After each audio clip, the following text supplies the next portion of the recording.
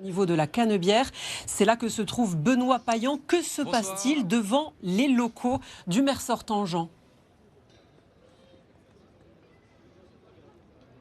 Bonsoir Sophie, bonsoir à tous. Et oui, effectivement, nous sommes encore devant et pas à l'intérieur parce que pour l'instant, pas de militants du printemps marseillais. Tous sont encore pour la plus grande majorité en train de travailler dans les bureaux de vote. Certains sont assesseurs des militants qui étaient présents en revanche ici vendredi soir pour fêter cette fin de campagne de leurs candidats. Et je me suis entretenu avec quelques-uns vendredi soir. Il régnait ici vraiment un vent d'optimisme. La seule question, c'était de savoir si leur candidat, Benoît Payan, allait terminer ou non devant Franck Alizio, le candidat du Rassemblement national. Benoît Payan qui pour sa part a voté ce matin un peu après 11 heures dans son bureau de vote de l'école Sacomant Pont-de-Vivo dans le 10e arrondissement de Marseille. Benoît Payan qui est attendu, alors on ne sait pas s'il est encore à l'intérieur de ce QG ou pas, mais en tout cas il est attendu ici à 21h30, soit dedans, soit devant son QG pour une allocution. Ce qui est sûr, c'est que le cadre change. Manon faisait référence au premier tour en 2020. Ici, il n'y avait personne, quasiment très peu de militants, pandémie oblige, restrictions sanitaires et très peu de presse. Personne ne s'attendait